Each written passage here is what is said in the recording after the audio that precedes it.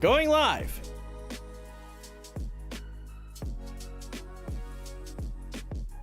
Hello, everyone. Welcome to the King of Anime podcast. A little different this week. This week we didn't do the Monday show because I was going through a thing. I had like a body cold, a little congested. So I took a nap, like I slept, and I woke up and I felt fine, and it was already like, 8 by that time, so couldn't really change. But I thought, let's talk about Edgerunners, Cyberpunk Edgerunners. Let's do a whole podcast on that. It'd be fun. A lot of people are talking about it. But this is the King of Anime podcast, where we just talk about seasonal anime and a bunch of new anime that are coming out. This week, like I said, we're doing something extra. We're doing something on Cyberpunk Edgerunners. So, podcast co-hosts, introduce yourselves. Well, hello. You may know me from KOA on Mondays, also known as the King of Anime podcast. Yeah, it's me, everything animated. The lovable little scamp, the rascal that isn't a part of Bunny Girl Senpai. Yes, that would, it'd be really weird if you were a part of Bunny Girl Senpai. Time travel. It would make the show better. Did you see that they were actually they're going to have a surprise, I think, tomorrow regarding Bunny Girl Senpai? I did. I saw that. I'm like, how? How are they going to make a season 2? Jeez, I hope not. I'll watch it. What if they call it like what? No, yeah. What do you even do? The story's concluded. that was like one of my first podcasts I ever did with you. See? Oh, that's right. It was Bunny Girl Senpai. Yeah, that's right. Well, that was like a precursor to this, wasn't it? I think so. I know that my very first ever podcast was with you, Rising, when we talked about Akira. Oh yeah, I remember that. That was fun. Yeah. That was a long time ago. Mm-hmm. That was over 4 years ago. And I think that's how you and C ended up meeting, after that podcast. Yeah. Pretty much. Yeah. It is, as they say, history. Rising, what have you been doing? I've been working, I've been doing math, I've been throwing things out windows, I have been skydiving, and I've been eating breadsticks. Some of those may or may not be true. It's a breadsticks one, isn't it? Maybe. Yeah, I've just been working out, and eating right. I put my belts on today, and I actually went down a belt loop, which awesome. is freaking nice. That's how whenever you try to put your belt on, and sometimes it's like a strain to put it on. Not this time. It was like it just slipped on. I was like, and I'm down a notch. That's such a rewarding feeling. Oh yeah. I ride my exercise bike while finishing up the anime this evening. Oh, nice. I also just got done doing my at least 15 minutes. I'm probably going to do another 40, 45 after this podcast is over, and later tonight. It'll be fun. It'll be great. Exercising is good. Recommend everybody here do it. Speaking of everybody here, Decrepit Storm, how you doing? Albatrays, what's up? And Satsuki the Savage? Is that you? Hello, Mr. Savage. Yeah, that is him. Satsuki is here. Is it the real one? Does he have imposters? He has an alt account. That's what was his name? The alt? The Sphinx or something? Yeah, I think it was like the Dirty Sphinx or something. Yeah. QRW6 says, "What up, KOA? Already watched Cyberpunk and what a ride. Looking forward to y'all's thoughts." And Satsuki is apparently a big on Rebecca, as is a lot of people, I'm sure. We'll find out. Albatrays, how's Down My Player? Pretty good. How are you doing?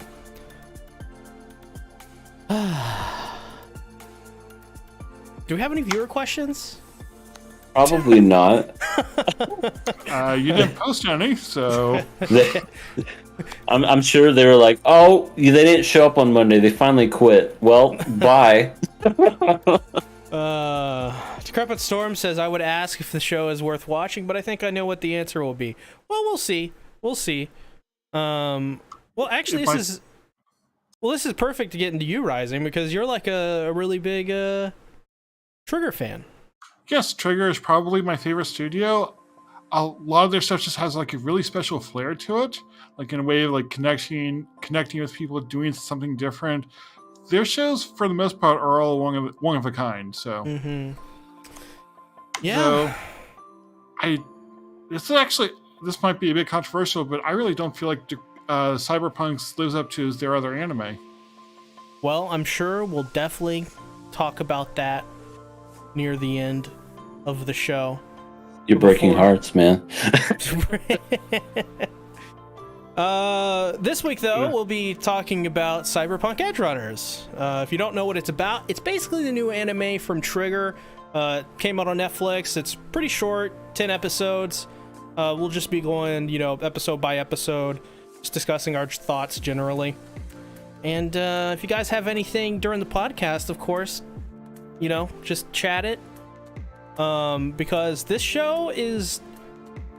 Like, people have lots of thoughts about this show, because I think this show is very fascinating, as we'll get more into the podcast, but not just because of the show itself, but because what's going on around it. But, like, what is, like, your guys' experience with Cyberpunk? When it comes to me, as far as like the Cyberpunk franchise, I know it as being a game that had so much hype, had so much promise, had so much just a lot to offer. Like, you saw previews and you saw the gameplay footage, but at the end of the and then it had Keanu Reeves. Come on, I mean, that was worth it in the end. But you're breathtaking. When the game finally launched after being delayed like 3 or 4 or 5 times, it was a steaming pile. It was probably one of the worst launches since Fallout 76. It was even worse. I think it's worse. I think it's right below the Master Chief Collection. Like, the game was so unplayable on the PlayStation 4, they told people not to play it on there, and if they wanted a refund, they would refund you. Yeah. The only reason I think it's below MCC's because they launched MCC completely broken, and it remained broken, like almost nearly unplayable for like 3 or 4 years. Like, it was a long time before they fixed that game. So, but yeah, but Cyberpunk 2077 only been out for like 2 years. COVID made me think this game came out 5 years ago. Yeah. I thought it was more recent than that. But yeah, I wasn't following it too closely. Like, I saw it came out, or I heard about it was like really hyped, but then it came out and was so disappointing, so like I lost any interest I might have had in it. Yeah, this game was like, I remember before this game was going to come out, it was like one of the most hyped games pretty much in existence. Like, if they nailed the landing as they...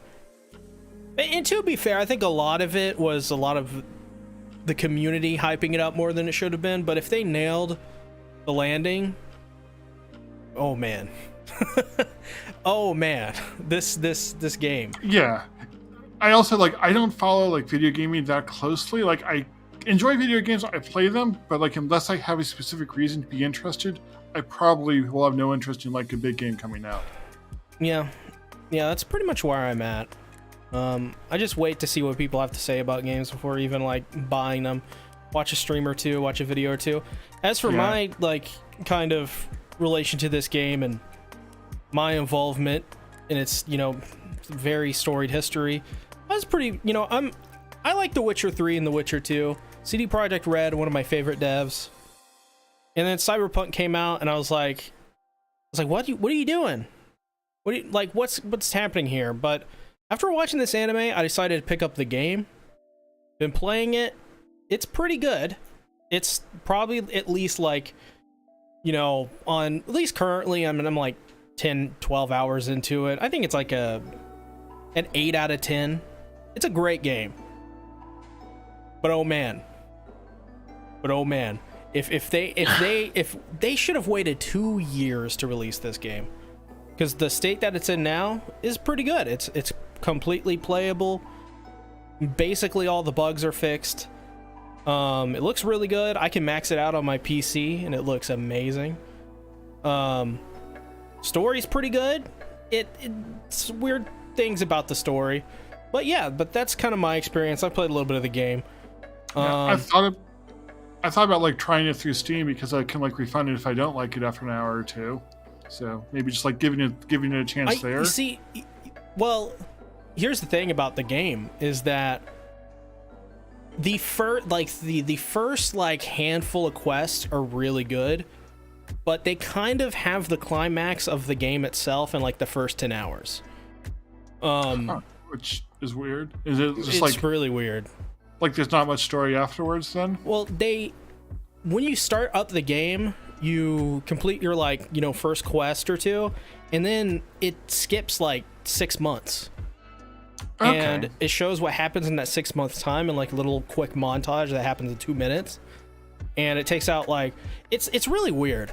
They basically like get to the climax of the game almost like immediately for the opening of it. Like once you complete like the climax of the story, it then goes, it does the splash screen where it's like, you're playing Cyberpunk 2077.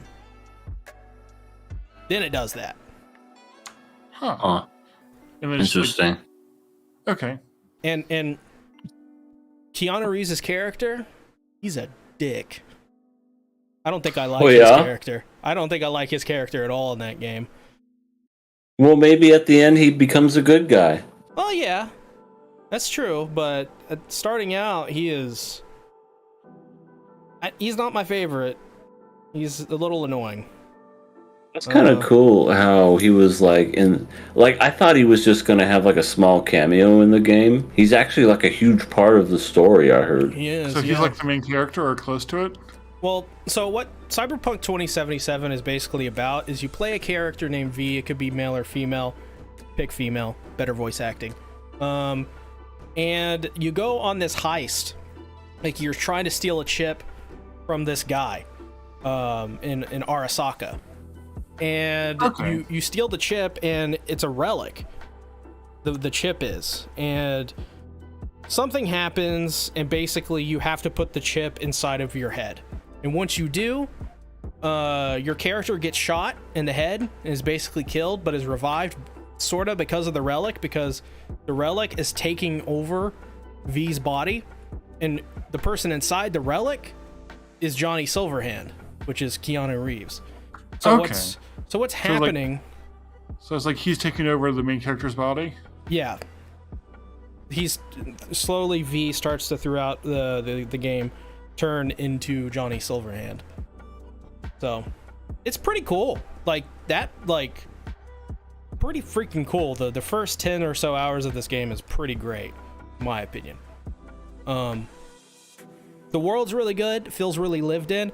If you're a big fan of the Fallout games, like I don't think you'll care much about the story, because the world and how you explore it, interact with it is top tier. Yeah, We're talking. I've actually I don't think I've ever played Fallout, but I've like hear parts of it are really good. Fallout 3 is the best one in my opinion. Okay. Yeah, I mean, I'm like, I think I can perfectly say this reliably. You're a fan of Fallout, give Cyberpunk 2077 at least a shot. It won't disappoint you in terms of its world building, like at all. Okay. I may have to give it a shot. Also, same soundtrack as in this anime.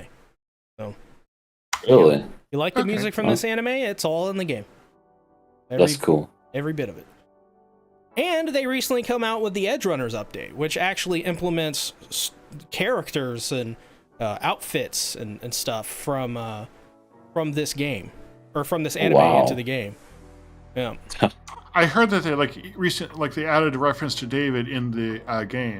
They did. They added entire scenes pretty much from this anime into the game itself. So like they do like shot for shot recreations of certain stuff, and there's out there you can get David's mother's jacket, which is really cool. There's lots of stuff. There's a drink in the game that's named after David. Yeah, that's like the thing that I saw. Like, I was trying to read up on the show so I could like better understand what I saw and like some of the context. And the really cool part is they retroactively, patched that stuff in. So before, that stuff wasn't in the game, but they made it all fit naturally into the game itself. Okay, so was really nice. Cool. Yeah, that is neat. That's really neat how they can take a show like this and then just implement it into the game itself, like almost seamlessly, almost kind of like it was planned that way. That's really what it. I mean, it kind of had to be, I think, to some extent. But I mean, imagine if it wasn't good. And they did that. I'm talking about the show. I thought the show is so. This is perfect to transition. Like, what did you guys think about the show beforehand? Like, before even. Like, did you ever think about watching this or what? Like, and if you did, what did you expect this anime to be? So I wasn't really following it. I might like heard there was an anime coming for it, but I don't care about Cyberpunk, so I didn't really care about this. But I heard it was really good. Heard it is by Trigger, so I was like, okay, I'll check it out at some point. Then, like you mentioned, doing the podcast, like, okay, I'll check it out now. So that's how I got into it, but I probably wouldn't have watched it that quickly otherwise. Yeah, I had no reason to watch this show. I know, see, you were talking about it on our server. You were like, and to be honest, when you said I'm gonna watch Cyberpunk Edgerunners, I seriously was like, what is this guy talking about? Yeah. Is it an upgrade to the game? Did he just buy the game? How are you gonna watch the game? I was so confused. Maybe he's gonna like watch a let's play of it, or he was just being confused and confused. I honestly didn't know. That's why when I heard Cyberpunk Edgerunners in a server, I kind of like rubbed it off, like, okay, have fun with that. So, but then you were like, it was amazing, and I remember I went on Netflix and I went, oh, that's the thing that C was talking about. Yeah. It's an anime. Oh, okay. Yeah, I thought the same. I thought it was, at first I was like, is it part of the game? Like, what is, like, is it Edgerunners expansion pack? Like, that's cool, I guess, for people who still play this game. And I was like, when I hear anime by Trigger, and I'm like, oh, that anime. Yeah, because the Trigger part is like what caught me off guard, because I feel like Trigger does not do normal anime, so. When I heard Edgerunners, I literally was thinking of like Mirror's Edge, and I was thinking like maybe it was a video game where you do a lot of parkour running from people. Yeah. I'm like, what is this Cyberpunk Edgerunners? Yeah. So that was my impression. Yeah. I mean, for me, besides that, I thought this was gonna be a mediocre anime at best. I was like, oh, they're gonna like it's Trigger, like, but like they're struggling, like sometimes like some of their anime, like any anime studio, they're probably just doing this for the paycheck to fund something else. Makes sense. I do the same. And then I saw it blowing up on Twitter. And this is the day it came out. Like, it was trending. It was like Edgerunners, Cyberpunk Edgerunners. And I was reading these tweets, and it's like, people were saying, like, this is, like, one of their favorite anime this year. This is anime of the year. Like, they were talking about David and Lucy and Rebecca. And I'm like, who the hell are these people? And it's Cyberpunk. And people are like, I'm going to play the game now. I'm picking up the game. I'm playing it. I'm like, what? Hold up. What's going on here? Like, that's not how like most adaptations are. Yeah, especially game adaptations. So I watched like the first 4 episodes, and I was like, "Wow, that!" Like, I was going in, I was like, "This is going to be mediocre, right?" And completely blew my expectations out of the water because it was so low. Because I was like, "Oh, this is based off Cyberpunk 2077, the literal laughingstock of the internet." So. Yeah. When it comes to Trigger, I feel like, their crowning achievement will always be Kill la Kill. When it comes to like a whole bunch of other animes, we talked about fucking Gridman, SSSS Gridman, and the thighs. Jesus Christ, Darling in the Franxx. I gave up after like 3 episodes. But other than that, like the only other one that was really good was the one me and Rising talked about. Was that Supernatural Battles Commonplace? Yeah. That one was. Yeah, it's when Supernatural Battles Become Commonplace is like 2014 or 15. Yeah, I thought that one was pretty good. Yeah, what's interesting is that this is the only other like adaptation they've done for one of their shows since then. Everything else has been original. Right. Don't even get me started on that Ninja Slayer one, or what was the one that looked like it was like cheap paper animation. Oh, I forgot about that one. That one was awful. I need to watch that one. That one was. I gave up after the first episode. But when it comes to Cyberpunk Edgerunners, I definitely feel like they hit a home run with this one. Yeah, I definitely do. Like, I feel like this is their best ones in a long time. Yep. Definitely at least their best one in recent memory for me as well. At the very least. But what is Edgerunners? Basically, if you don't know, it's the prequel to Cyberpunk 2077. It actually takes place like a year or so before the actual game itself. So it really serves as a prequel. But not in the sense of Fate Zero being a prequel. It's sort of very standalone besides a couple, like 2 or 3 characters that show up that are from the game, but they're cameos. And that's something like I didn't know like how I tied it in until afterwards. It's all like it takes place 1 or 2 years before, depending on if it's like pre or post time skip. Yeah, it's about a year or two. I think it starts out maybe a little bit more before that. Yeah, it starts off in 2075, and then the like second part of the anime is in 2076. Yep. And if you're wondering, I guess as well, like did the CD Projekt Red like have any involvement in this? They did. They had people helping out with writing. I think it's written by maybe Mike Pondsmith, who is very, very, very. He is the one of the masterminds behind Cyberpunk 2077. And it really shows that a lot of people from CD Projekt Red had their hands on this anime. It felt nothing like Trigger has ever done in terms of their writing. So that's really cool. The writing definitely had like more of a Western feel to it than most of their stuff, or most of any anime for that matter. Yeah, absolutely. And I'm just, what do you guys think about like the whole thing with like this anime reviving the game? Like, did you ever expect that to happen? Not really. I mean, to me, that's crazy to think that this show helped bring the game back basically from the dead. I mean, like I can't really think of much stuff where that's happened. I mean, at least not of recent memory. I mean, I'm sure maybe stuff has happened in the past, but that's kind of like unheard of, because to me, Cyberpunk was a great meme. Like, it was nothing more than, oh, look at how shitty this game looks. Oh, the car's going through the floor and T-poses and all that other stuff. Like, you couldn't go anywhere without seeing a joke about this game. And for this series to bring it back from mediocrity to what it is, that's insane. It's like most anime adaptations are made to promote the source material, and I feel like this has been probably the most successful game adaptation possibly ever.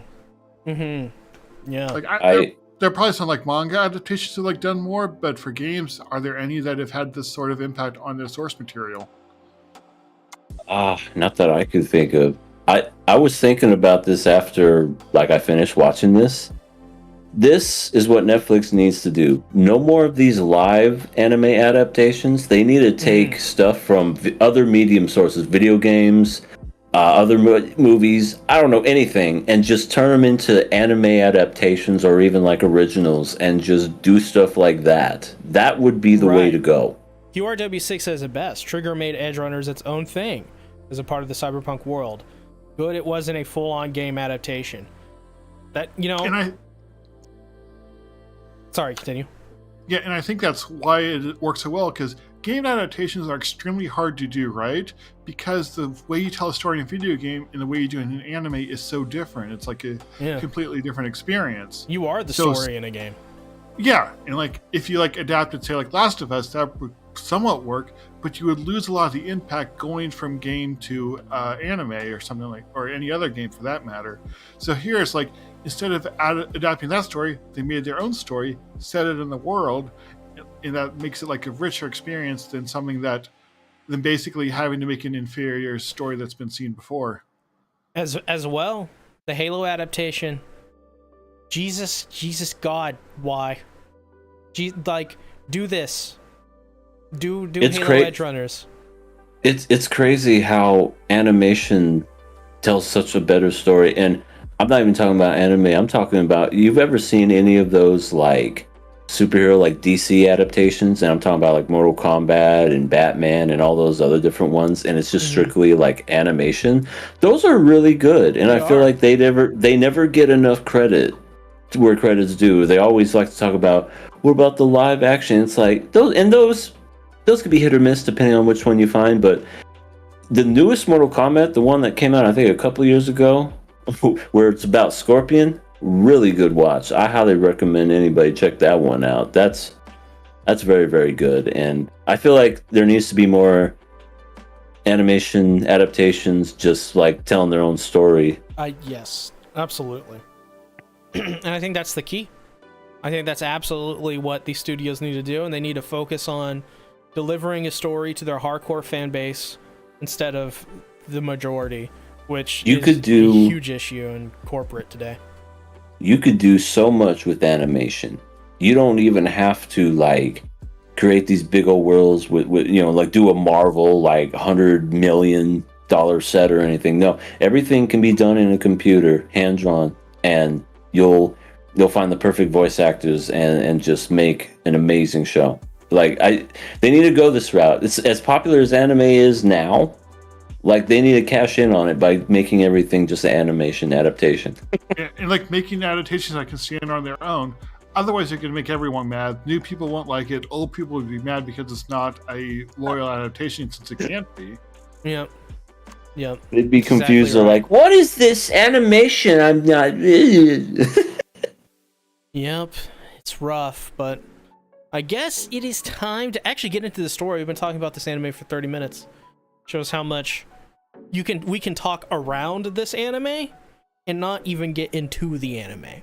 That's like, to me, that's crazy how much discourse and just conversation there is around this, and a lot of it is just like this is like, holy shit, this is in a similar reaction to what Elden Ring had. Remember when Elden Ring came out and everybody was like, AAA gaming, what are you guys doing? Make games like this again. Like, do this, I guess we can sort of make that comparison in terms of the discourse. It has that Elden Ring kind of vibe to it. Yeah, when it comes to AAA gaming, one of my favorite games to come out in recent years is the newest God of War. That one I always felt like was such a really good game, just because it felt like a personal game, and the story was so good that it was almost too good to be like a AAA game. You know what I mean? It wasn't like a copy and paste Call of Duty, shoot 'em up, slow-mo boom type of experience. Yeah. It was basically just like a heartfelt story, and it just was, I don't know, it felt very different from all AAA games that I've seen. And yeah, Elden Ring has brought that back, and I feel like there's going to be more games. I don't know. I think there's going to be more games to come when it comes to bringing back better AAA games. I mean, I don't know. GTA 6 with the leaks. Who knows what kind of game that's going to be. Yeah, I feel like any big game, I'm going to like take a step back before like diving into it, since we've had so many disappointments. But hopefully they will end up being good, and we'll get at least some good games, even if a lot of them aren't. Yeah. The GTA 6 stuff is a little weird because it's like it's in development footage. That's probably not the way the game's going to look, but No, absolutely not. But in terms of what you can, like the air around it, the aura it's giving off, the way they've talked about it, the way some of the other rumors have come about, really doesn't seem like it's gonna be. It seems like it's modern AAA game development isms all over the place. That's going to be the first GTA game that I might have to wait on just to see what other people say. I'm absolutely waiting on that one. Absolutely. The fact it's taken 10 years already makes me want to wait on it. But yeah, I'll just keep playing weird visual novels. It's usually the way to go. Yeah, just play something you enjoy, right?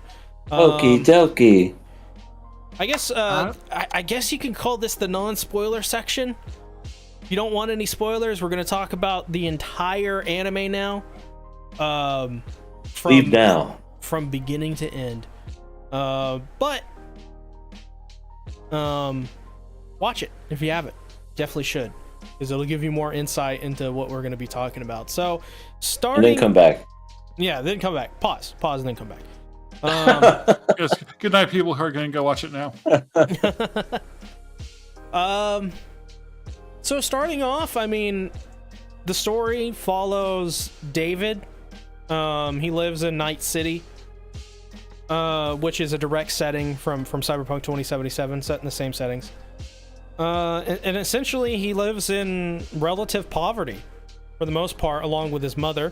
His mother is working tirelessly to make ends meet for him.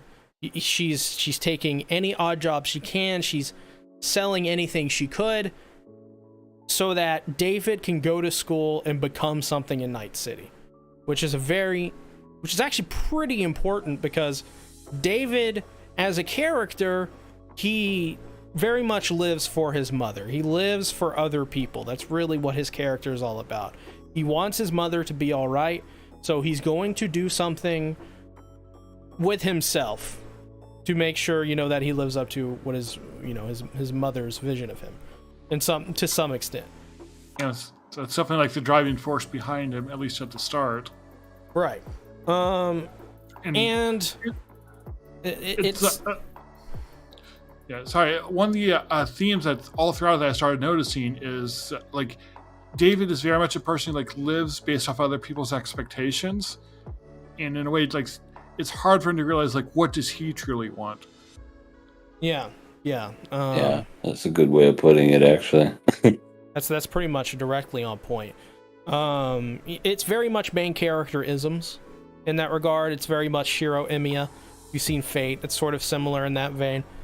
But one day, David gets suspended at Arasaka Academy because he bought some illegitimate firmware, and he gets expelled. And while they're in the car driving home, just randomly, two gangs get into a fight, and it sends David's mother basically flying into the street, and she, over the course of the next week or so, just dies. And he's left without nothing. And eventually, he gets to a breaking point where the world is just kind of just shitting on him left and right. He can't make ends meet. He can't, get a job to make the money he needs to support himself. He's getting kicked out. That one dude, Bruce Lee'd his ass? Yeah, the one dude beat him up. He's an asshole. And he decides, because he found basically a piece of cybernetics, and he decides to get that cybernetic augmented into his body. And what this cybernetic augmentation does is it basically slows time down for him. So he's just moving so fast that everything around him is slow motion, and he can really do whatever he wants. And he decides to get his revenge on the world, so to speak. And that's he falls into a gang of Edgerunners, and so kind of begins his story. And it's pretty Love that brutal. effect. When he goes into slow-mo, his after image is behind him, and it's like a rainbow effect. It's so freaking cool. Yeah. This show definitely has a really cool style to it. Oh, definitely. Yeah, A lot of neons. Like my first note, like I was taking notes as I watched this, and my first note was like cool backgrounds. Absolutely. They absolutely, within especially the first episode, nail the atmosphere of Night City. Like, as a person who's played this game, straight up, this is how the game feels. Like, in terms of its setting. Really good stuff. Which funny though, David's I forget, they called it the sand something. Andreaskin? Yeah, something like that. Yeah. That's in the game, sort of, and it's overpowered. Yeah, Sandrevistan. It's like, yeah, it looks like there are like different grades to it in the game, but he has like a military grade, so it's a super strong one. Yeah, it's OP as shit. I think it's the best thing you can get in terms of movement in that game. Yeah, which I can see why. Like, we see how strong it makes David in the anime, so it only makes sense to be overpowered in the game as well. Yeah, that I like that consistency. Satsuki says David's mom was hot. Satsuki I would mean, say she that. was. Oh, did you guys watch this dubbed or subbed? Dubbed. Dubbed.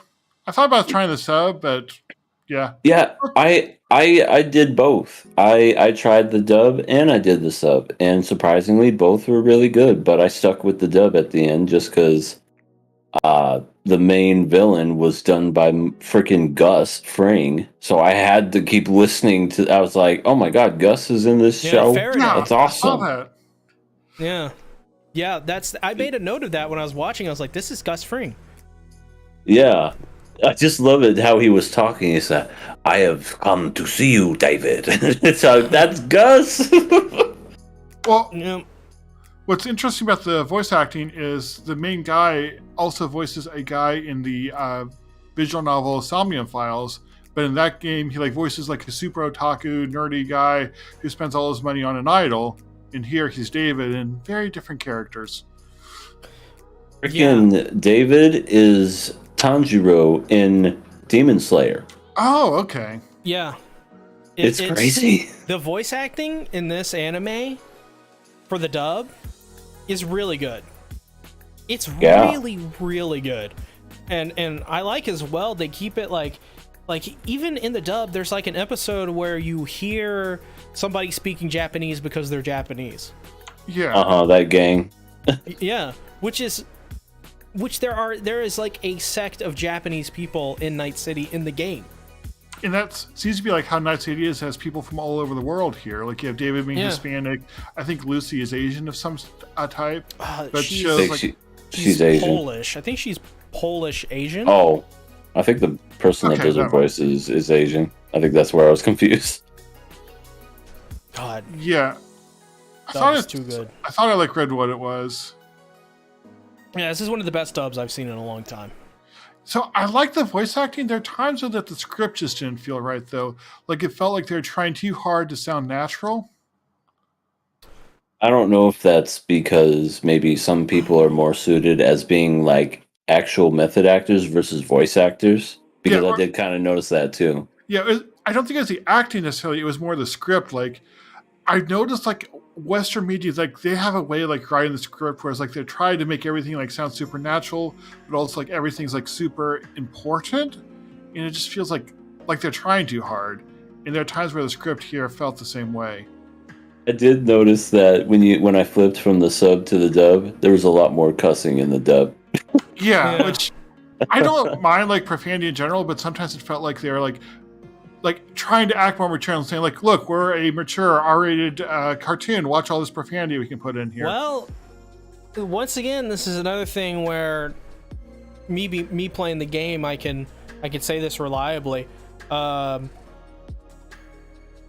pretty much like the game. Like there's curse words every moment. I mean, like you can go into your character creator and there's dicks. You can see dicks in the game. That's, like you can speaking of, you can customize your dick size. The anime has a lot of nudity too. Yeah. Tons. Shockingly.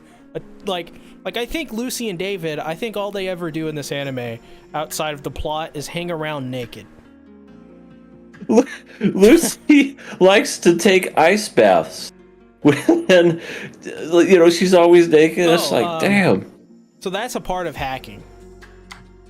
Yeah. All edgerunners or netrunners do that. So that kind of like lets them hack better. I figured it was, but I'm just like, she sure does like to do this a lot. Yeah, it did feel like kind of off-putting. I was like, okay, I get that's like people are naked sometimes. That's fine, but again, it's like it's another part where the show's like trying too hard to throw all those mature things in here because it can. I don't know. I think that is on point. I think that's pretty on point. I mean, if it's part of the game, then I guess that feels natural to it then. Yeah, I mean, there are like nudity is normal in that game. Like there's ads in that game that's like for porn, and it's like on the streets. Like you can turn on in the game a television and watch TV, and it's like softcore pornography ads with like boobs everywhere. I can see how like it fits the being an adaptation, but I also feel like being an adaptation is like not an excuse for something like being off-putting in this medium. I don't know. I still think it fits it, but to agree to disagree, I suppose. That one guy was doing an actual VR sex session, and then the guy was like, I need you to put this what thing in my back. It's like, oh. So he had like an augment that basically like pleasures himself pretty much in VR. Yeah, that was like the first episode. That's in the game. You can find an NPC. Do you guys know the YouTuber Jesse Cox? Not really. No, but it's funny how his name is Cox. Continue. Jesse Cox, famous YouTuber on the co-optional podcast with Total Biscuit. You know that. He's in Cyberpunk.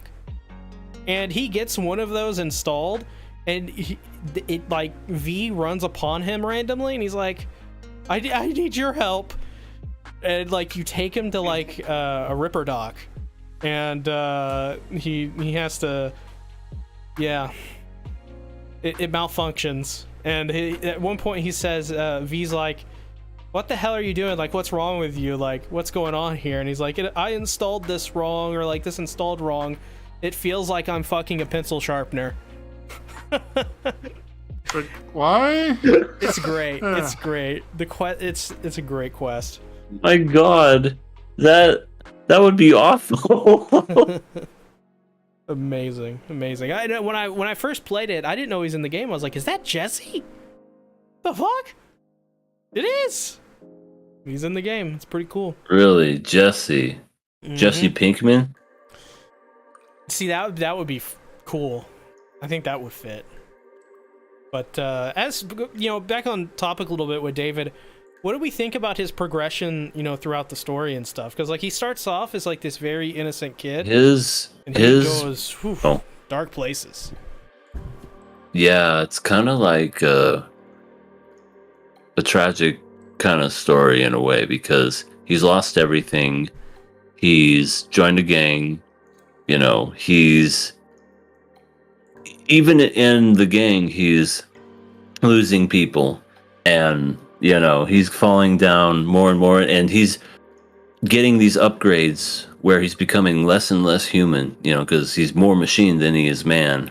And I feel like that's his way of coping with loss. And yeah, his character is definitely a tragic one for sure. Yeah, that's like the whole show too. It's like showing like what he's losing, but also like how it ties back to like a lot of the choices the characters make. But there's also like the world that is pushing them in that direction. There is one thing that I found really cool about his character. Get ready for this. he doesn't freak out around women. He doesn't. He actually kissed the God. girl and has And he sex liked with a it. girl And he and liked liked it. Didn't freak out and just all this other and is in a relationship. I'm like, Bro. what is this for a main protagonist? Yeah, like, Bro. how is this an anime? Dude, his relationship with Lucy in this anime is perfectly done. It's Yeah. like, I have no complaints about it. My favorite episodes has really nothing to do with like Lucy or David itself. It's more of like what people react to around it. Like I think it's like episode 4 and 5, or maybe it was 3 and 4 actually, where David is talking to Maine, and at first Maine is kind of like, yo man, you guys haven't done it yet? David's like, I don't know what to think about her. Like, she seems to like me quite a bit, but like, I don't know if I can trust this woman. I don't know what to think about her, like, at all. And you see throughout that episode, eventually it turns into like, I want to get to know this girl more. I like her. And I think what makes it so compelling is Lucy likes him immediately, but David doesn't immediately. Well, yeah, she kind of tricked him. Yeah. I can see why he'd be hesitant. It's I wish that we had like more of just like them being together and their relationship, because I felt like it was kind of buried, even if it was like important.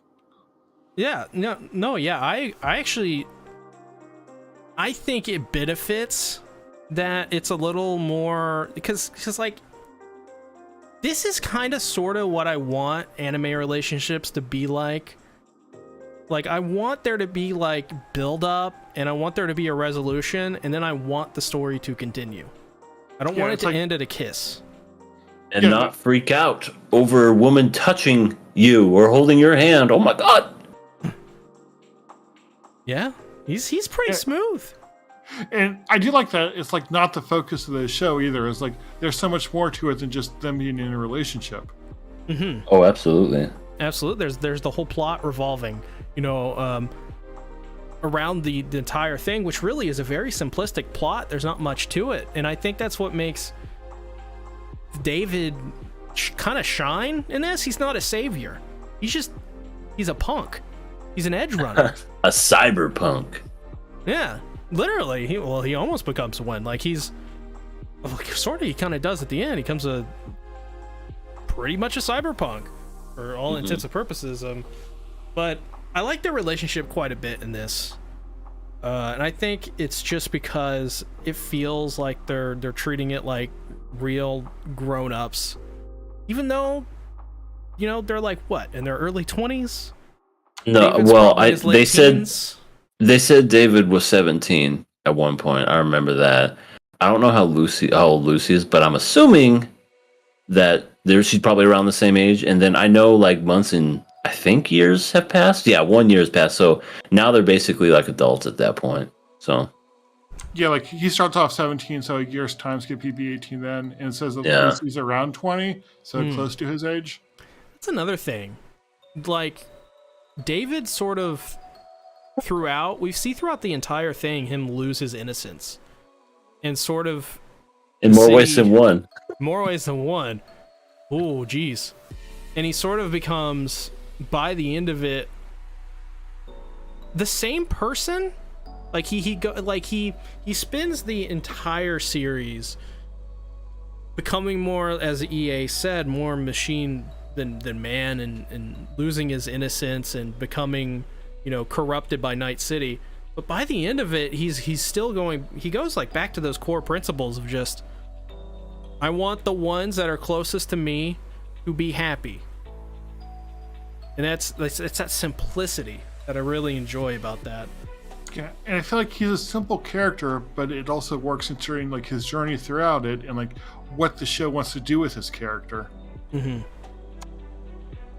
Because I feel like you only have 10 episodes. You don't want a super complicated main character, especially if you have a specific journey like for them character-wise.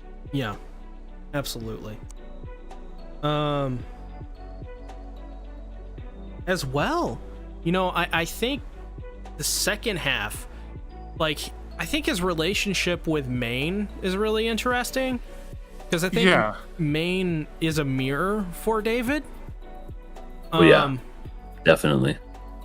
Like Maine, like basically, and this is like really triggery too. Like this is something Trigger would absolutely do, where they would have David have this relationship with this leader type guy, and then this leader type guy eventually succumbs to cyberpsychosis, goes insane, and kills himself.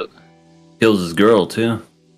Well, actually, see, I thought he killed Dorio as well, but actually it was the police officer. But he got her killed. Oh, really? Yeah. Yeah. Okay. Yeah. So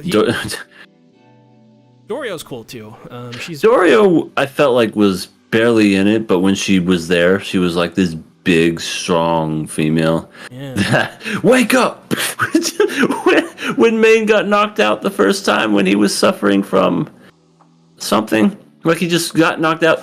Dorio was just like punching him just to wake him up. I was just like, huh? What happened? Yeah. But yeah, that's I felt like she needed to be in it more, but. I felt like that's how like a lot of the characters were early on, because a lot of the characters they were there, but I never felt like I got to know them before they were gone. Yeah, like that one guy with the long arms that gets his head blown off. Pillar. Like, yeah, like I felt like Pillar. nothing for him. He was like, "Oh, okay, you're there. Oh, you're dead. Huh? That's odd." It did surprise me. Yeah, I will admit that I was. It was right. Like he was doing a masturbatory joke, doing with his hands, and then he just boom, his head gets blown off. I was like, huh? What the hell's going on? Yeah, it's like, well, I think that scene is so cool. That scene's a huge turning point in the story. It is like the start to Maine's downfall and to David's downfall, pretty much. It's like it in a way like sets the tone, saying like, yeah, all these characters can die. So yeah, it sort of feels like they have plot armor until it gets to that point. Right, and I think that was the other thing that was surprising me too. And I was like, because I didn't know, is this going to be a traditional anime where you think they're dead and then they're not? One Punch Man. Or were they going to be actually just killed off for good? And yeah, that right there showed me like, oh my god, people can actually die in this show. It's crazy. And you know what, just mentioned that... So, you know what show that reminded me of EA? Akame ga Kill? Yes, like I saw that one like not long ago, and that's one of the things I love there is like, yes, we are going to kill characters, they're going to die for good. You know, like that setting the tone, where it's like, that way there is like some sort of suspense, like, will the character survive this? You see that there's a chance they might not. Yeah, it has consequences for their actions, is absolutely. Sasuke's Resolve says, I will be your weekly residential Jamaican viewer from now on. I moved out. I finally got internet, and the construction business is going well. Congratulations! Yes, yeah, that's awesome. Congrats. Speaking of that, wasn't there a Jamaican, like the doc? Wasn't he Jamaican? Like his voice? I think so. Honestly, like the one who was helping him, he was just like, well, I can't do a Jamaican accent, but I swear it was a Jamaican accent. He was like doing the whole time where he's like, you use this is 9 times stronger, but after that, you're gone, brother. Yeah, that's the thing. That's the crazy part, because in the game, that's not really a thing. Like, you don't have to take drugs in the game to like use cybernetics. Maybe you haven't got to that part yet. I feel like that would be really interesting. Like, how do you balance having a lot of power without like having too much, or like if you get like too many like enhancements, you start like losing control of your character sometimes. Well, I mean, it's kind of a part of the plot though, with Johnny Silverhand. So you still do that, but it's just not. Well, it is through cybernetics, so I guess it's another form of that. But it's more story. But yeah, no, like Maine undergoes cyberpsychosis, which is basically he goes insane from using drugs to stop. Crazy episode. Yeah, literally loses his mind.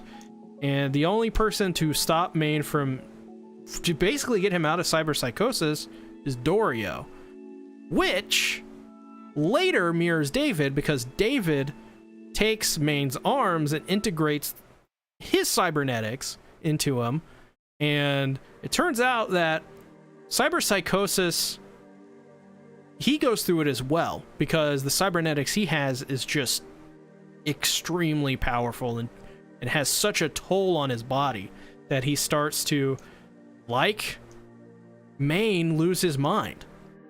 Yeah. Yeah, as you were saying earlier, like, I love the parallel there. It's like David saw this and now he's going down the same path. And the reason, like, the tragic part of it is, like, can David see this and make the right choices? Yep. Can he get out? That is the theme of Night City. That's the theme of this anime. Get out. Go. But that's the thing. He thinks he's special. I could take it. I could do this. And for a while he definitely lasted a lot longer than Maine did, but eventually he succumbed to it. Absolutely a deconstruction of a main character. I do love that, because, like, a lot of, like, main characters tend to be very special in some ways, but this shows, like, even if you are special, there are limits to that. Right. And this is it. Sorry. All right, sorry. I was just gonna say, like, it's not like Dragon Ball Z where you can get your ass whooped, but then you just, call upon the souls of the earth and create the spirit bomb. Everything's gonna be good. No, eventually you come to that breaking point, and then, that's pretty much it for you. You're done. Like the battle with Adam too. How Adam was saying, "Well, you think you're special? I'm more special." Yeah.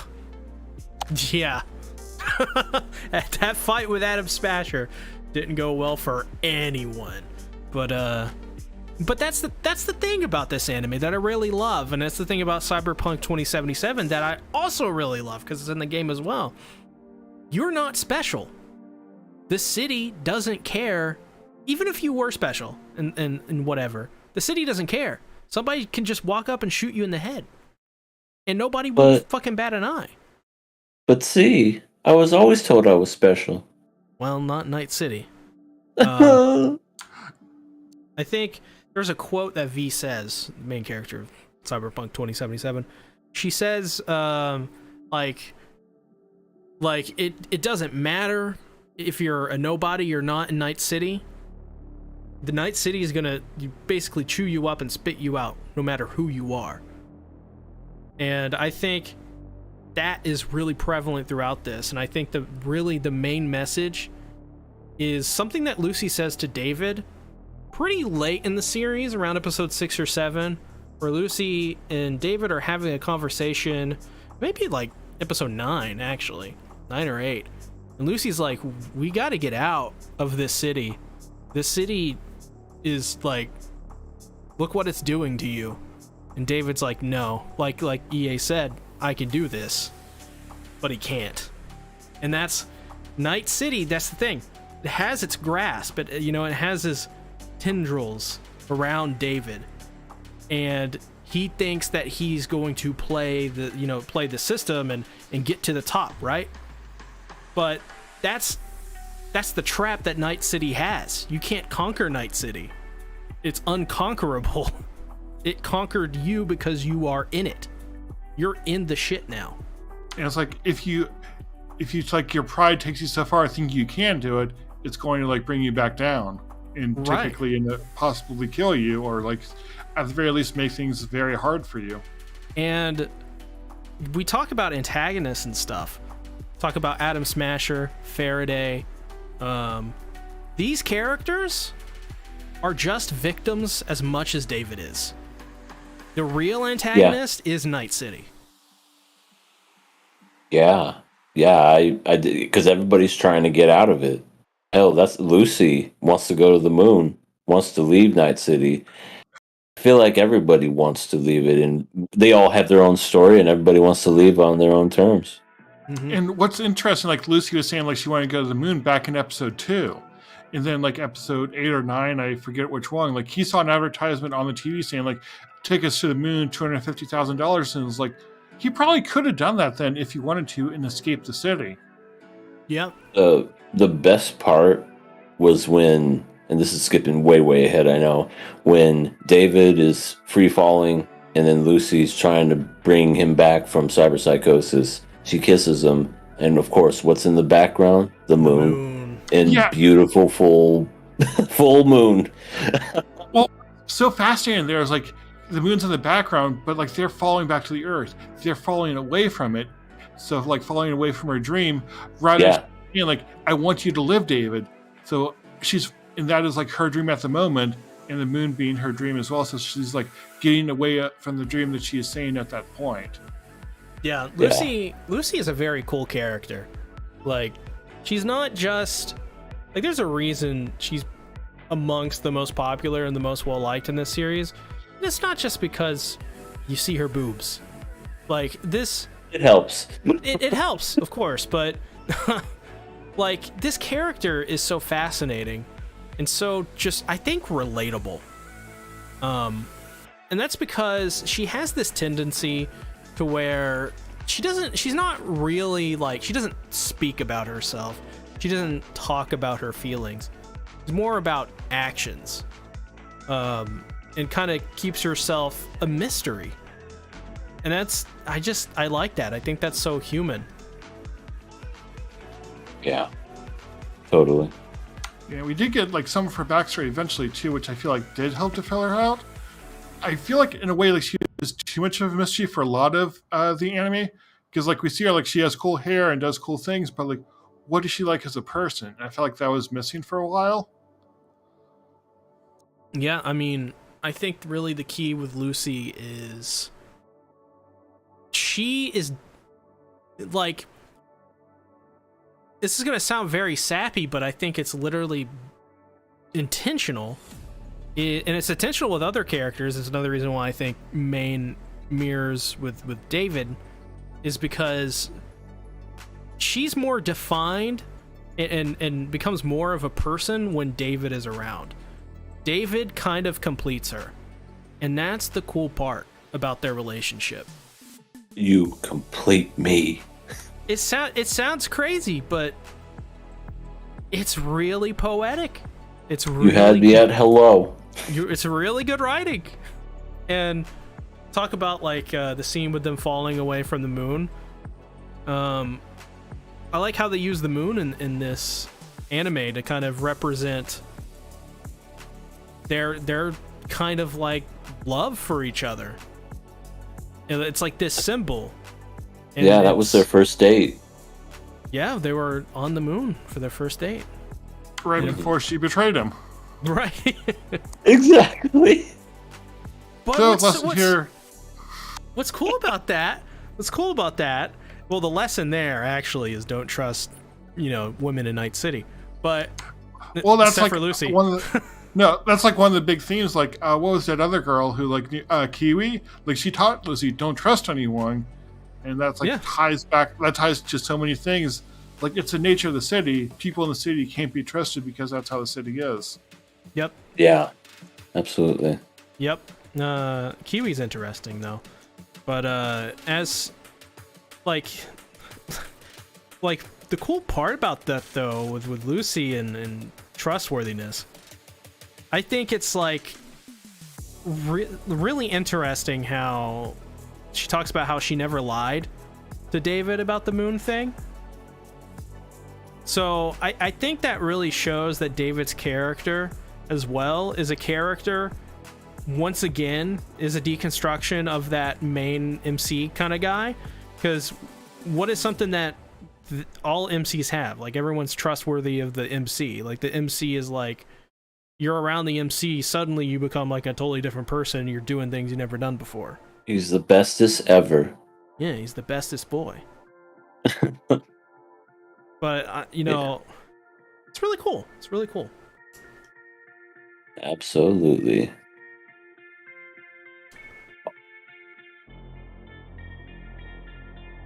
Oh, you say anything? We all died. I think you say something.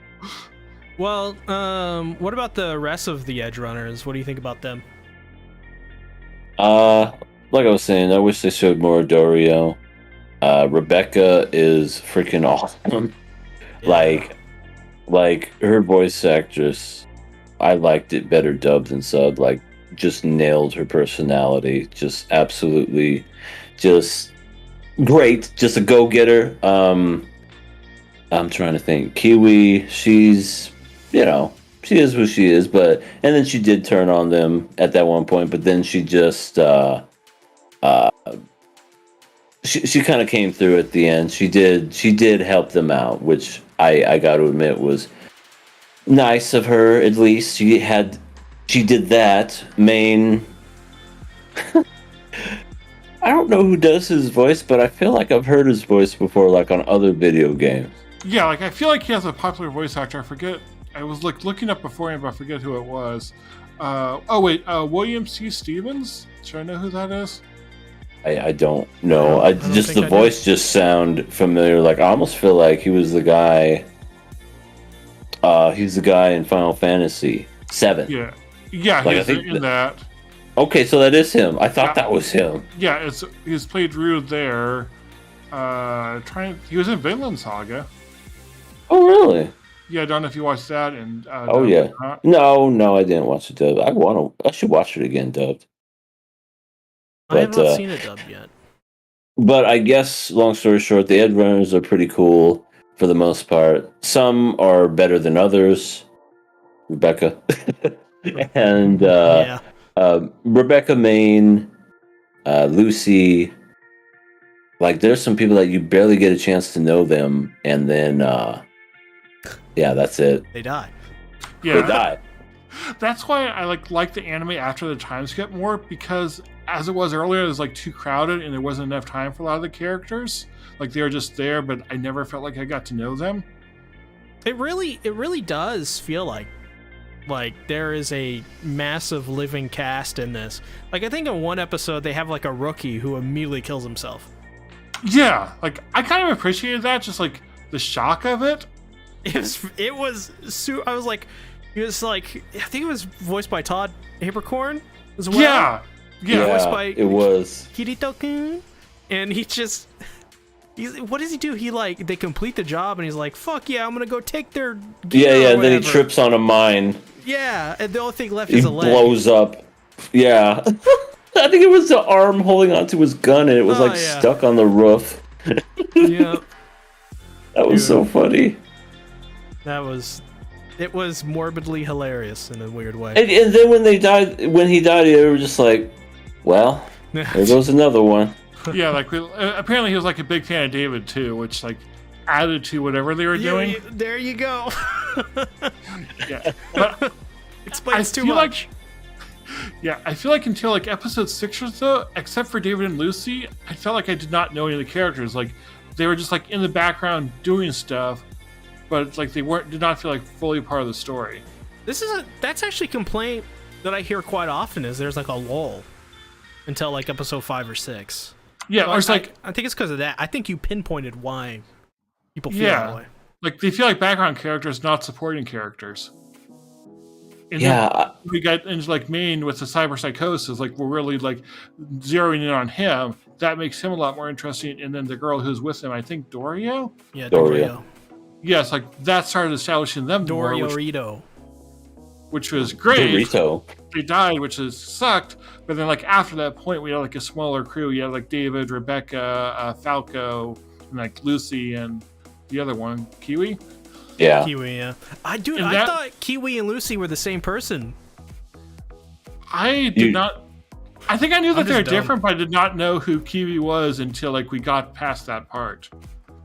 Do you want to know how I knew? You know how I figured out they were different? I know how. I already know. It's because they both came out of a different bath.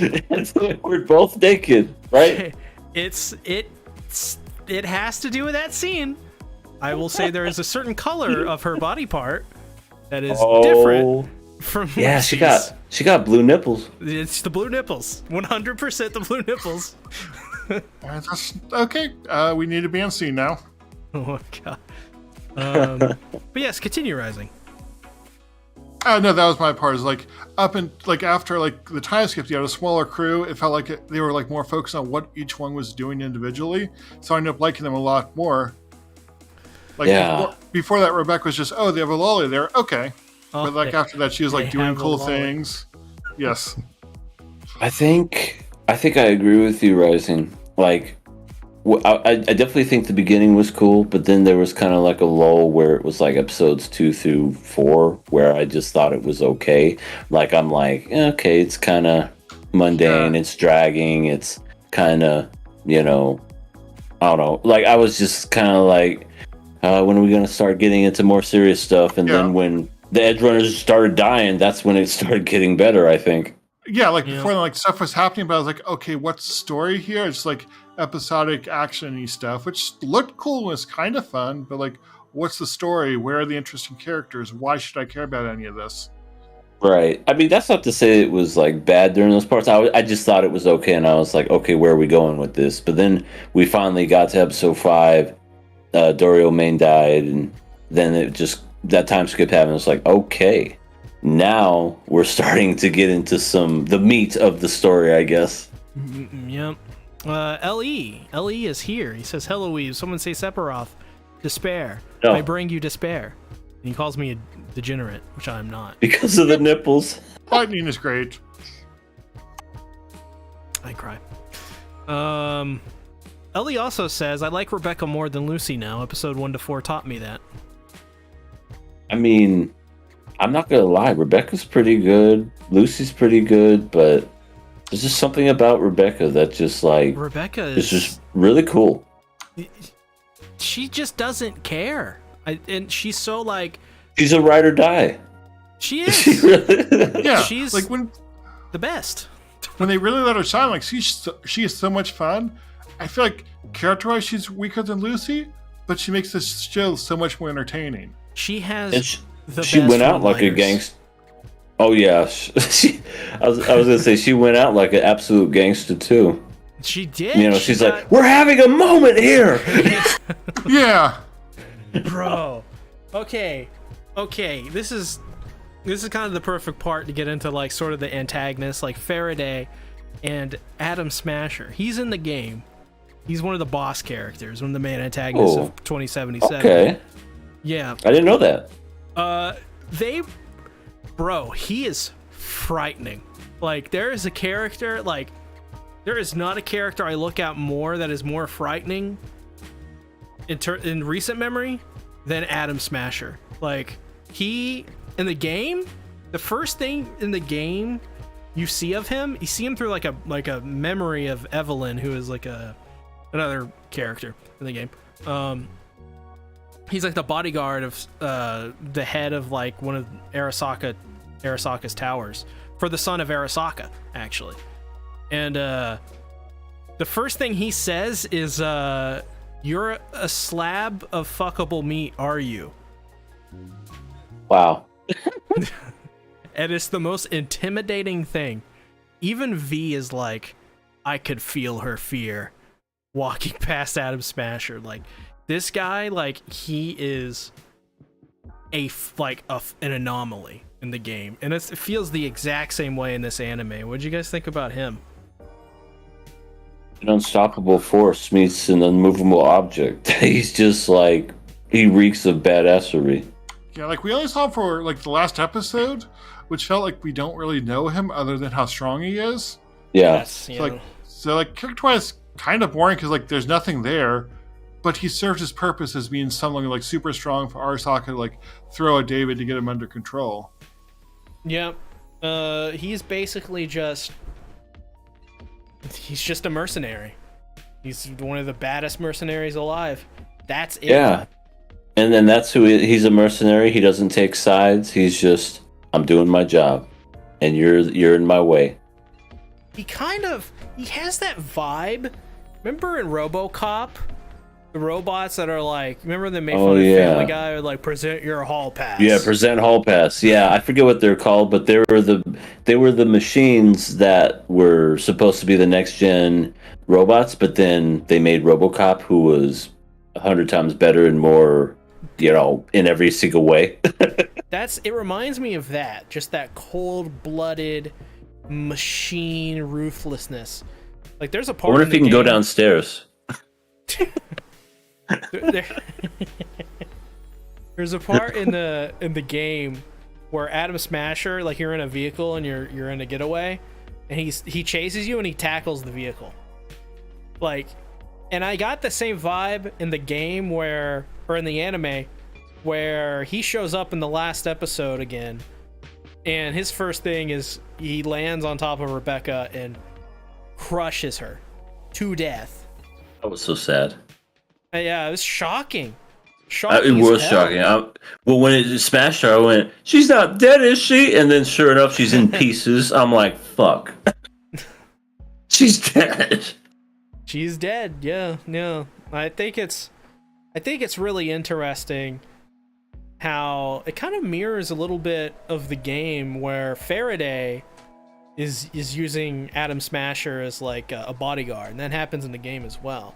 Faraday's not in the game, of course. He dies. I was gonna say Faraday live? Yeah, he like freaking freaking fell 1,000 feet. Yeah, like didn't he like explode and like his eyes went places? Oh yeah, absolutely. He had like the 3 eyes on the one side of his face. Yeah, and they just rolled around. Wait, Ellie says he's not chasing Lucy. Would you chase after Lucy? Would Lucy be a girl you'd go for? I feel like she'd probably shoot me, so no. That's what I think. I mean, Lucy's good. Don't get me wrong. I don't think she's a terrible character. Rebecca's a ride or die. So, I mean, you Oh wait, I thought you said Rebecca. Yeah, I don't think Lucy would shoot me, but Lucy is also not that interesting, so I'll stick with Rebecca. I mean, I think like when you look at through the lens of Cyberpunk, though, I feel like you can't really be with anyone in Cyberpunk without lots and lots of baggage. But if we're like taking baggage out of the scenario, absolutely. There you go. Lightning's not chasing. She's a good character, but I am not chasing. All right, we'll let Lightning go after the people in Genshin. Damn. Rishi says, "Hey cuties, where y'all been?" Oh, here and there. Making my way downtown, walking fast. And homebound. Yep. Yes, and now you're back home on the podcast with us. So yeah, Faraday. What did you guys think about his character throughout? He's kind of just the main antagonist. He's fucking shit up. He's voiced by Gus Fring. What else can you say? He's like, and he's perfect choice because he's kind of he has that Gus Fring like manipulator, mastermind, power behind all of it vibes. But yeah, he's great, I think. I find it interesting that he thinks he like is in more control than he actually is. Yeah. Like he's in control of a lot for a while, but he overestimates his control, which ends up leading to him being killed. Yeah, and he got his freaking leg stomped to where he couldn't leave because, David was like, "You're staying put. I ain't done with you for a second." Yeah, like don't die yet. I'm not done with you. Yeah, he's pretty freaking evil. And I think at the same time, though, I still think he's a victim of Night City as well. Like, yeah, this is his way to survive the city, get on top of the city. He wants to be on the top. And what happens when you reach the top? You fall. Like immediately. You fall. I mean, he had a great fall from grace, so to speak. And that was really cool when you thought he was going to get away, because I seriously thought he was too for a second when he got it carted out. I thought he was going to be in the game with his voice actor. Yeah, me too. And then David went all 4 places all at once, going time slow, zoom, slow down, and just destroyed everybody. Yeah, absolutely, and just absolutely insane. I mean, Faraday as well throughout this story, he's very much from the very beginning, you immediately know this guy's evil. He's using the Edgerunners as absolutely as much as they possibly can, and this guy is going to cause some trouble. And what do you know, he basically pays Kiwi to betray the Edgerunners and then fucking double crosses her and kills her. Like, it's Like, Faraday is the representation of not trusting people in Night City. That's his character. Oh yeah. Oh, absolutely.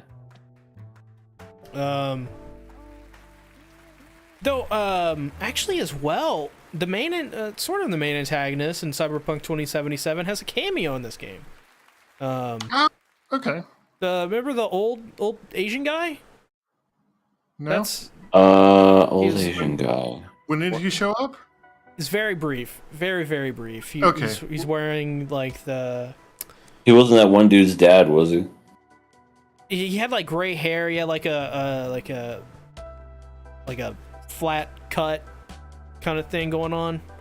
But I don't know. it's very brief. That guy is the villain of Cyberpunk 2077. At least one of them. Oh. That's Arasaka. Huh. That's the Arasaka. Oh, okay. So like he's the one who like runs the whole Arasaka company. Mm-hmm. Yeah. Okay. Yeah, I missed it. It's I'm very bad. brief. It's very brief. There's tons of like fuck, what's his name? Jackie's in this anime as well, but he only shows up like in the corner of the screen as you see Okay. Jackie. Is that another big character from the game? That's one of the main characters. Yeah, Okay. Wow. one of the best characters in that game too. Jackie's great. Jackie is he's got that Rebecca energy where he's a super good dude. He's very wholesome. He's he cares about his mom back home. He's got a crush on this girl and it's like super wholesome. It's super good character. And that's one of the reasons why the first 10 or so hours of Cyberpunk is so great, is because he's in it. All right. Nice. I think other than that, there are only really like split-second cameos otherwise.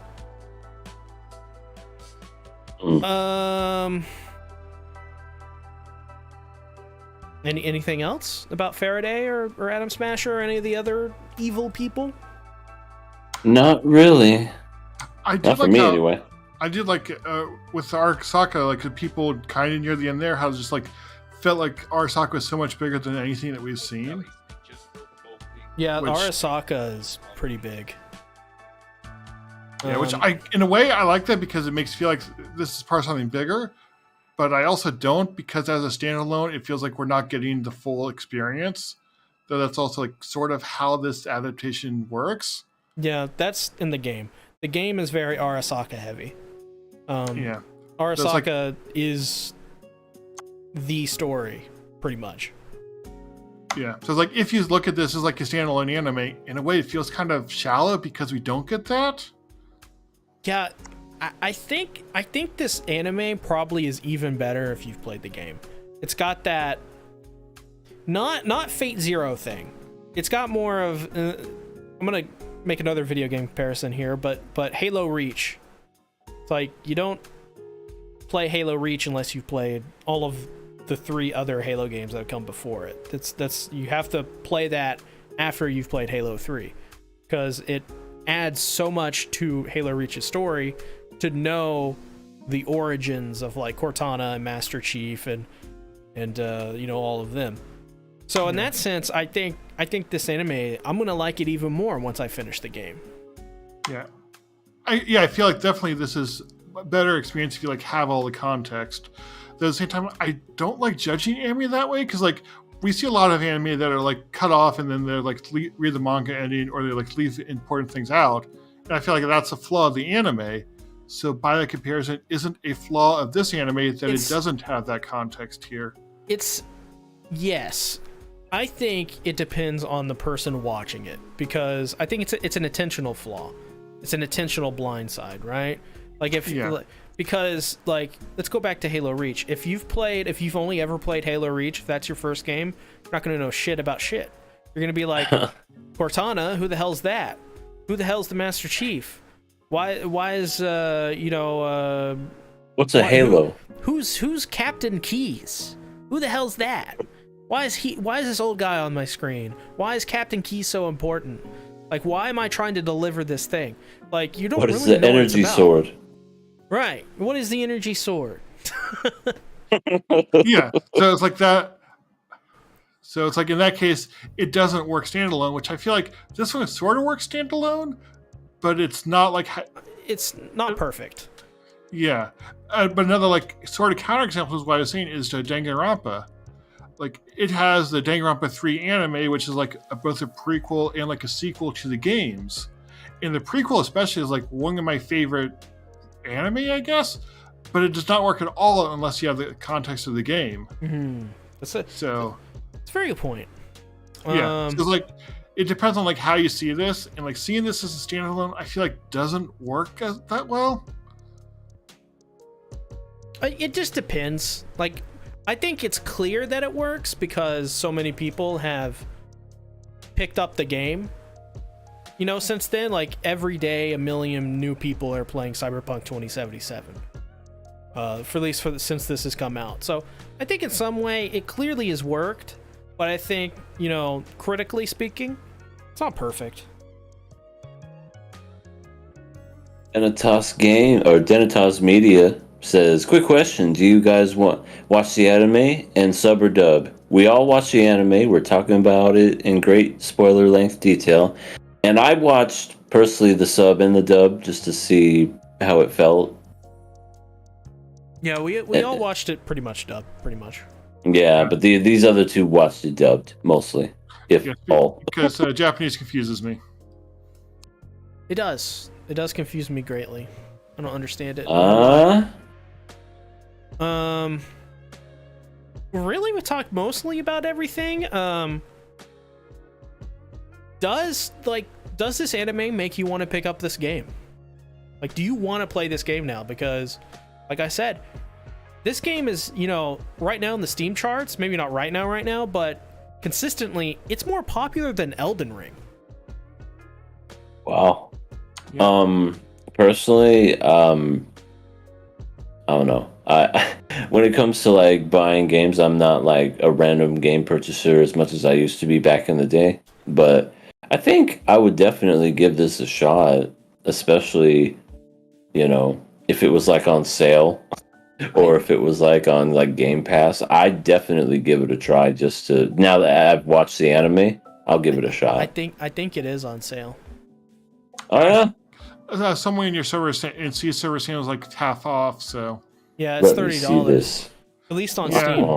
I bought it for that. Yeah, I feel like as a standalone, the anime was like too mediocre to make me like feel like I have to go play this now. It made me curious, so I'm more so wondering like, would I like the game? Maybe, but it might be worth it. But I feel like the time and $30 is like too high a bar for me to like want to go get it now. Yeah, for me, I bought into it immediately. I was like, all right, you know, like I've never experienced Cyberpunk before this. This anime gave a very good bird's eye view of what the game is going to be like, in my opinion. And I don't regret purchasing it. I think $30 is pretty good if you're going to get in at any point, because they're going to bump that back up to $60. Definitely. Like, and I do think it's worth it at $60 even. And I can't believe I'm fucking saying that. But like, I'm pretty harsh on games. I was very harsh on Cyberpunk when it initially came out. I was like, how can you do this? Like, you floundered it. Like, I really like this game. I don't even think the game's perfect. I actually think the anime's better so far.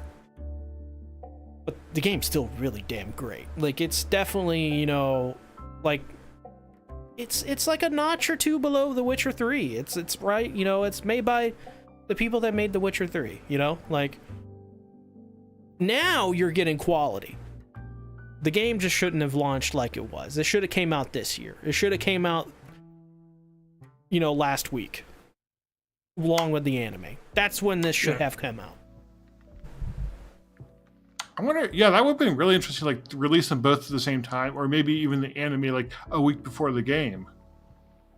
Yeah. I think this would have been amazing if they had this in the game come out. In this, Yeah, in like the use same this like time set frame. the stage for the game, introduce the world. Bro, I mean, this, you talk about fucking hype. Like if like I said, if CD Projekt Red, if they nailed the launch of 2077, holy shit. Yeah, like I probably would have played it like if it was well received, like jump into it and it would have just been even bigger. It would have been the Elden Ring of that year.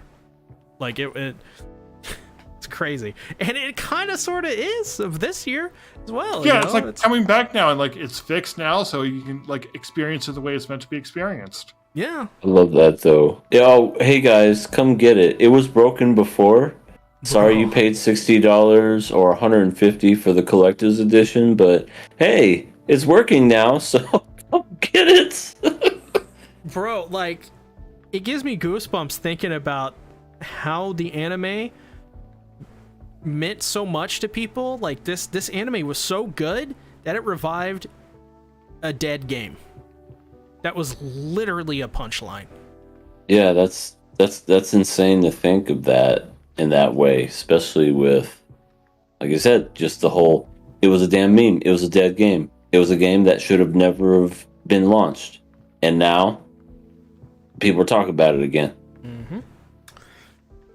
So I guess... Yeah. Oh, sorry. Continue, Rezzy. Donatus Media brings up an interesting point that they're going to make more anime video game adaptations. Absolutely like this. should. And yeah. I hope Halo, they take the right lessons from it. It's like, don't try to retell the story. Tell your own story in that world, and you can use it as a great advertising tool, as they did here. Absolutely. And like, actually take the time to do it right. Rising, you're 100% correct. Yeah. With that being said, was there any games that you would be interested to see get anime?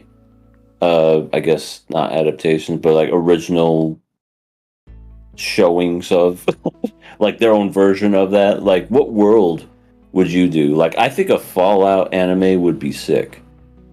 Like, that would be just, that would be like an amazing, maybe even a Last of Us where it takes place with a different group of people.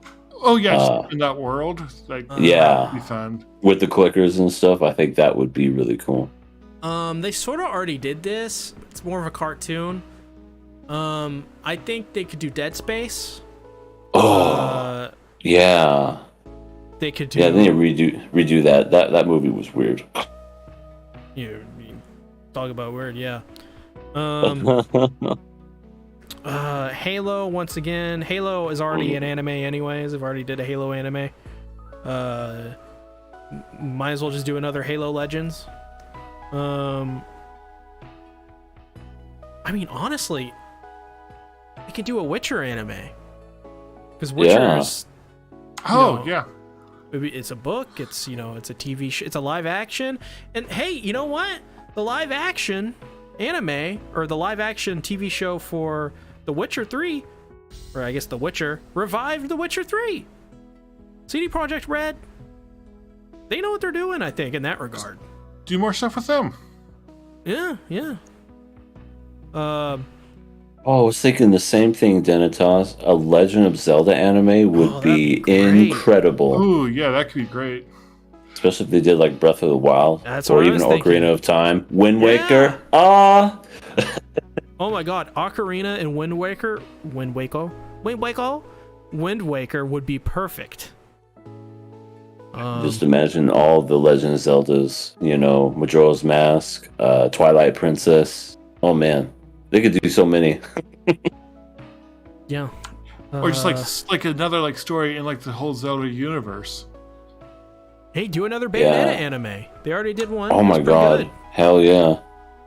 This is kind of random and a little off topic. You ready to see that teaser trailer for that damn Mario movie that's coming out? Not really. No coming out next month, and I'm literally like, I just want to watch it just to see how fucking terrible it's going to be. Like, the teaser trailer. I don't know if I'm ever going to watch the movie, but I was literally just like, I can't believe it. They're actually going to cut. And the voice acting, the character, Donkey Kong is Seth Rogen. Go screw. It's, I feel like Mario just like doesn't work as like a story.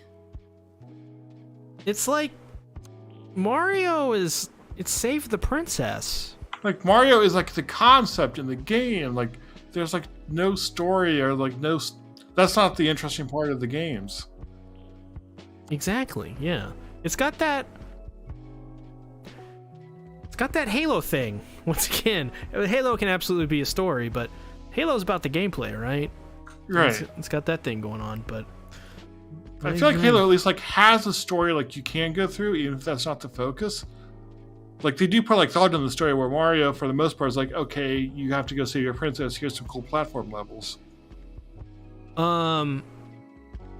As well, there's that Genshin Impact anime. Danotaz brings it up in the chat. That's happening with UFO Table. I'm sure that's probably going to be really good. At least good looking. At least good looking, yes. I don't have hopes. UFO Table like does a lot of like more mediocre game adaptations too, they used to. But this was one like if they do it right, it could be great. Because like Genshin, there's like such a big world there that could be really interesting.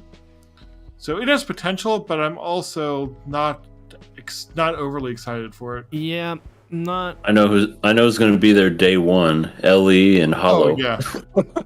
Oh, she's so hot. She's so. Oh my hot. god. Chat. It's so.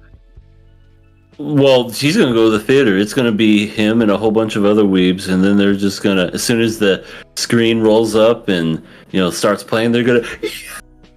Every time a character's introduced, whoa, fucking Mona and that ass, baby.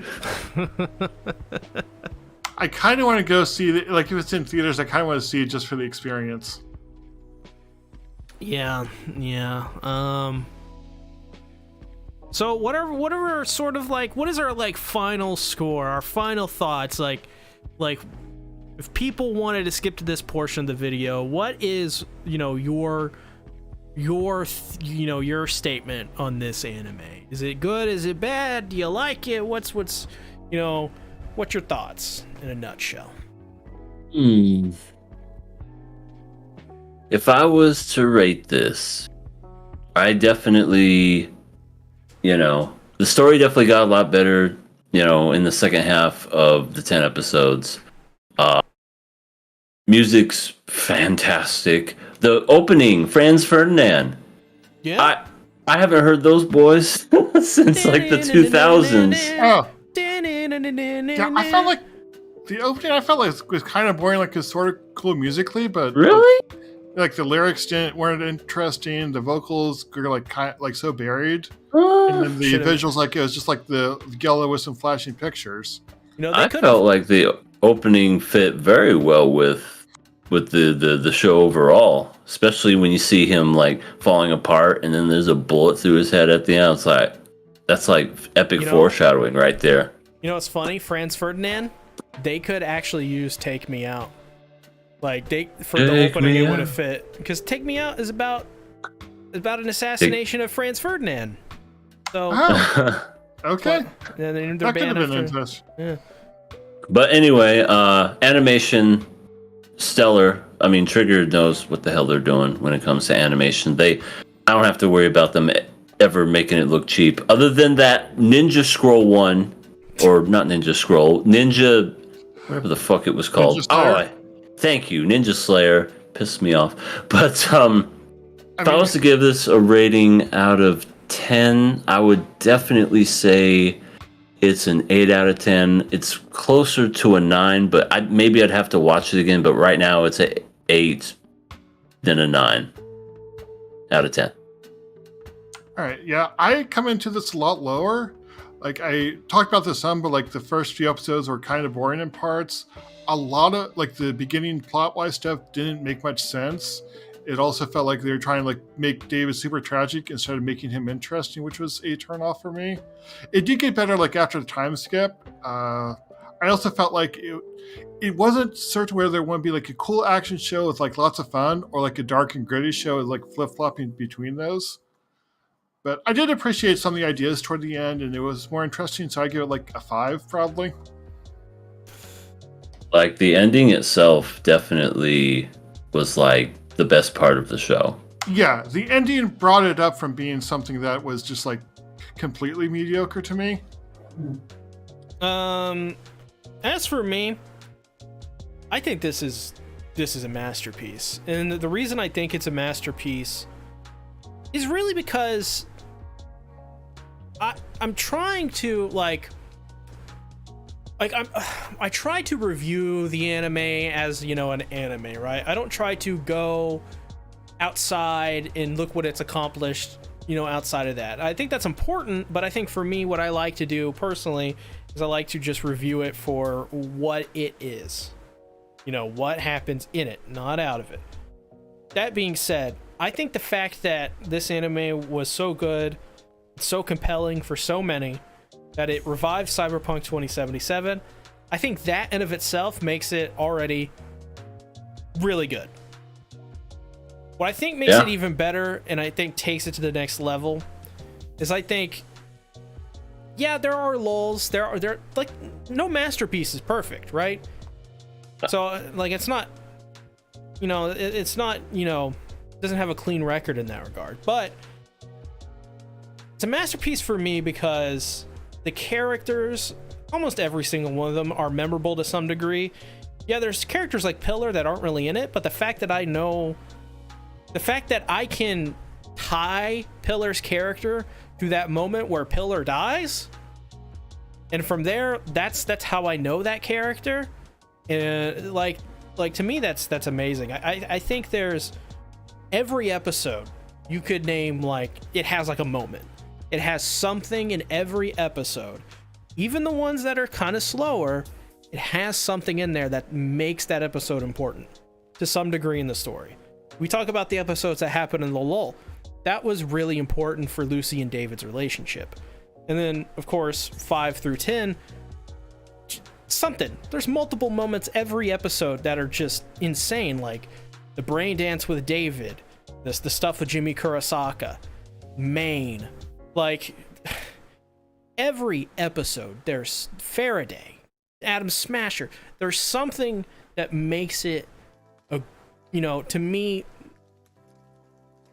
more than just another episode of an anime. It doesn't feel like they're wasting time. It really feels like they're trying to have all of those 10 episodes really, you know, deliver a message. And I think with the way that it absolutely nails the environment of the game, the themes of the game, the story of the game, the way it's presented is straight up the game. To me, it is as close as you can get to being perfect. For what it is, this is the best 10 episode run of a series I've watched in a long time. And I rarely ever call anything a masterpiece. I think this is Trigger's, besides Kill La Kill being what I also think is a masterpiece to some regard, I think this is another one under their belt that is just, holy shit, man. Like, hats off to you. You did great. You did amazing. I'll also add, this is probably one of the greatest years of anime I can remember in recent history. Like, yep. And we're not even done with the fall yet. Mm-hmm. You know, like we had like, I feel like the fall is going to be like the biggest season, and we haven't had that one. We've had Attack on Titan. We've had Demon Slayer, the freaking district arc.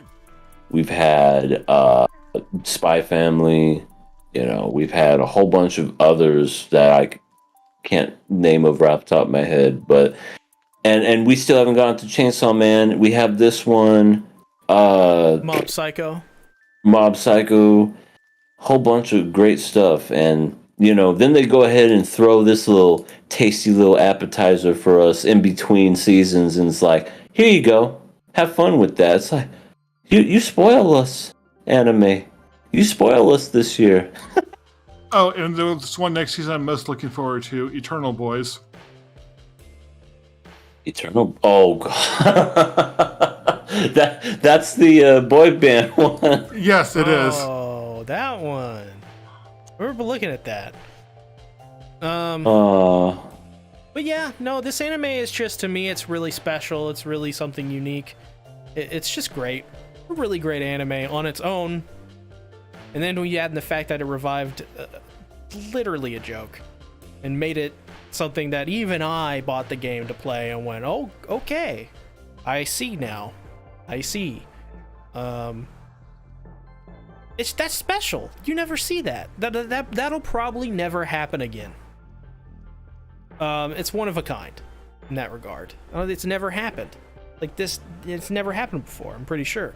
Nothing like this has. Yeah, I don't think there's been anything that's like given that big of a push, like a game from a game adaptation. It was all word of mouth too. That's even crazier. Netflix did nothing to advertise it, as far as I know. I don't think so. I never heard it. Like I said, I thought C was talking about a damn video game expansion. When I first heard him talk about it, I was like, what are you talking about? Yeah. I heard about it through your server, someone else had gotten interested in it, and they were mentioning it, I was like, okay, that could be worth trying. Yeah, for me, this allowed me, I found something that really just jives with me. I give it a 10. I think it's a perfect 10 for me. Naps. Yep. And I'm pretty snooty about that stuff, but yeah. I guess that's sort of it. Where can they find you guys? I don't have any graphic for this, so. All right, I guess I'll go. You can find me over at Everything Animated. I have recently got 500 subscribers on my channel. Oh, congrats. Congrats. It's crazy to think I started this journey 8 years ago. Yeah, 2014. So 8 years ago, and I didn't even think I would come close to 500 subscribers. I at least thought that maybe, if I'm lucky, I'll get 100 over my lifetime. Because I was going strong with it for a while. I can definitely say if I would have kept with it, I probably would have had a lot more. But that's on me. I can't blame no one else. Anyway, I did recently finish doing a Rent a Girlfriend podcast with these two wonderful gentlemen, and I totally forgot that it ended last week. Yeah, you're safe now. You're free. But that playlist for all the episodes are on my channel. So, and also the first season. We talked about the first season and the second season. You can go to my playlist on my channel. You can find both, and you'll have hours and hours of content. So please be sure to subscribe to my channel. Check all that fun stuff out. And I don't know what I'm going to be talking about next on my channel, but I'll think of something. I got an idea you can do. We'll talk about it after the podcast, though. Oh, okay. So go subscribe for that idea. Yay! Rising, where can they find you? They can find me on YouTube, Rising Sun Reviews. I make videos there about things, and typically anime. Haven't been as active there lately, but hopefully we'll do more stuff before too long. We'll see. I stream on Twitch mainly now, Rising Sun 5. I like streaming weird games where I have no idea what's going on, and I hope that's entertaining for people. It's entertaining for me. Yeah, you're on that Twitch. I see you go live all the time. Yeah, try to at least stream once a week. That doesn't always happen, and I stream much more often when I'm very excited and into a game. Gotta get that streaming on Twitch as long as you can before before it's all said and done. Yeah, well, I'm trying to get to affiliates, so we'll see if that happens. So stop by, and you will help me get there. Yep, absolutely. I have another suggestion for you, Rising. Ooh, I like ideas. So yes, subscribe for these ideas. Thanks, and everybody. I was also going to say, subscribe to C for his other ideas that he doesn't share with us.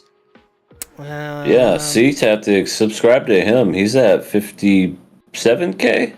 57 subs, yeah. 57. Yeah. No. 57,000, buddy. Come on. Don't underplay it. 5.7 subs, something like that, yeah. I thought it was 57 million. 57 billion. I could go for a sub sandwich right now. Yeah, I haven't had dinner yet. Well, thanks for coming to the podcast, you guys. Next Monday, we got the final, right? The final podcast for summer season? Yeah, I think it's the final for the summer, and then the week after that, it's the award show. Then after that, it's the fall season. Yeah. So boom, boom, boom. Yep, like Colt Cabana.